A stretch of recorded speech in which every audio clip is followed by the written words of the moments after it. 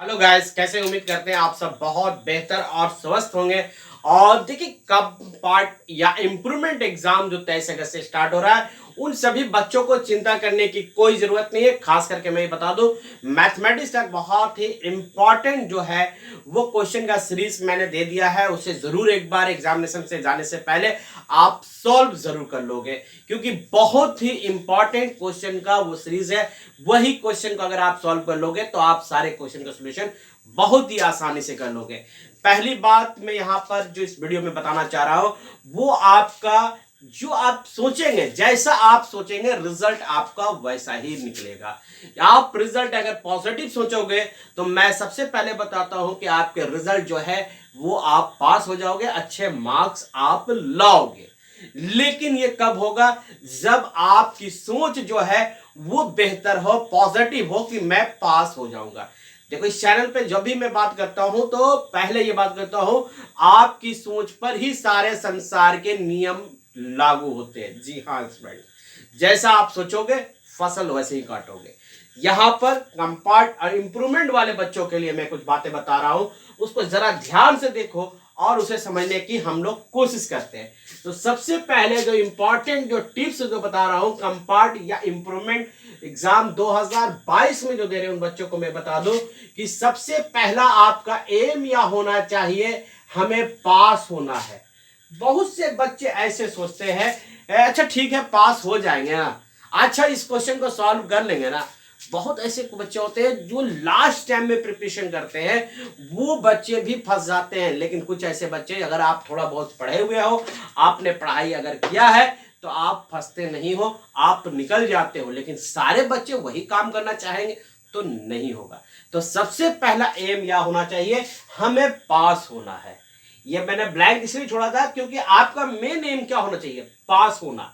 अगर ये एम अगर है तो आप यकीन मानो आप पास हो रहे हो, आप उसके लिए मेहनत किए हो, आप उसके लिए पूरी तरह से समर्पित हो, आप जरूर पास हो जाओगे। और इस चैनल पे आपको हमेशा स्टडी मटेरियल मिलता रहा है।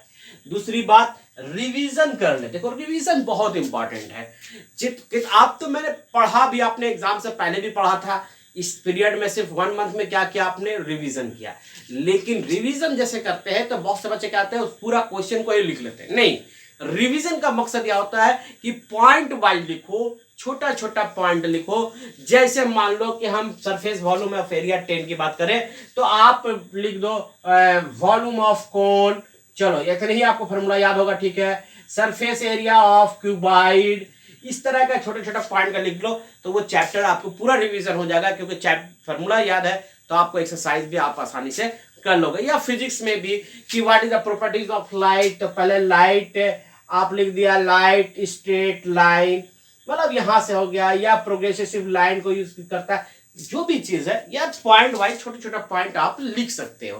तो पहली बात तो आप रिवीजन कर लो, सारे इंपॉर्टेंट टॉपिक्स को, नोट्स को एक बार रिवाइज कर लो। 11th आवर में यह काफी इंपॉर्टेंट रोल अदा करता है। तीसरा जो बहुत ही महत्वपूर्ण बात है कि बहुत से बच्चे क्या करते हैं कि मान लो कि question number 1, question number 2, question number 3 है और इसको सॉल्व किया, उनको आता है, उन्होंने सॉल्व कर दिया। लेकिन क्वेश्चन नंबर 2 में उन्हें लग रहा है कि यहाँ पर हम कहीं पर पूरी तरह से सोल्यूशन नहीं कर पाएंगे, तो वो एक बच्चे क्या करते हैं, इस क्वेश्चन को छोड़ देते हैं। तो मैं उनसे ये कहूंगा, इस क्वेश्चन को नहीं छोड़ोगे, क्योंकि सीबीएसई का यही बिकाना है और हमेशा हुआ है, स्टेप मार्किंग है। तो स्टेप मार्किंग अगर आपने 2 लाइन भी लिख दिया, 1 लाइन भी मिला, तो उस क्वेश्चन का जो बेस होगा उस आधार पे आपको मार्क्स भी मिल जाएगा। तो इसलिए आप स्टेप मार्किंग कारण से इसको आप नहीं छोड़ते। तो 4-5 मिनट का वीडियो जरूर होगा, लेकिन काफी इंपॉर्टेंट होगा। दूसरी बात मैं यहां पे बता दूं स्टूडेंट कि अगर आप सीबीएसई बोर्ड एग्जाम 2020 और 22 का जो सैंपल पेपर सीबीएसई ने निकाला था या जो एग्जामिनेशन कंडक्ट हुआ था, उस क्वेश्चन का सॉल्व एक एक क्वेश्चन को कर लो।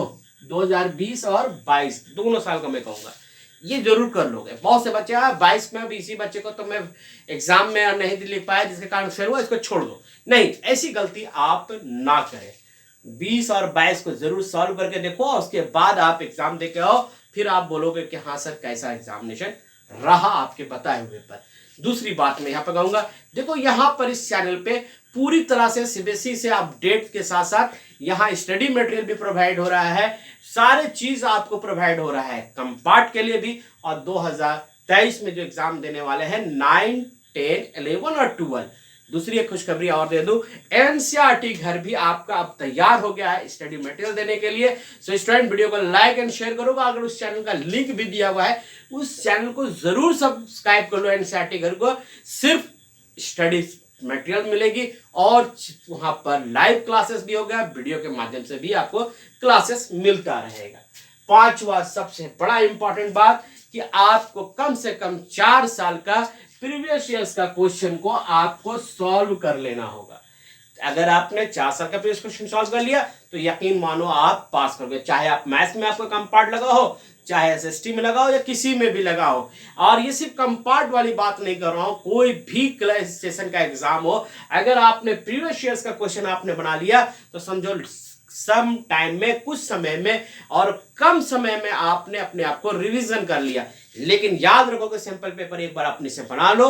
कैसे बनाना है इसके भी एक तरीके होता है। कुछ बच्चे क्या करते हैं उसको उतारते हैं, अगर आपको नहीं समझ आ रहा है एक बार उसे कर लो, लेकिन जब दूसरे बार देखो तो ये टाइमिंग देखो कि 2 घंटे में हम इसको सॉल्व कर लेना है टाइम के साथ, अब बिना चीटिंग किए हुए, ईमानदारी अगर बरत दिए तो आपके लिए अच्छा होगा।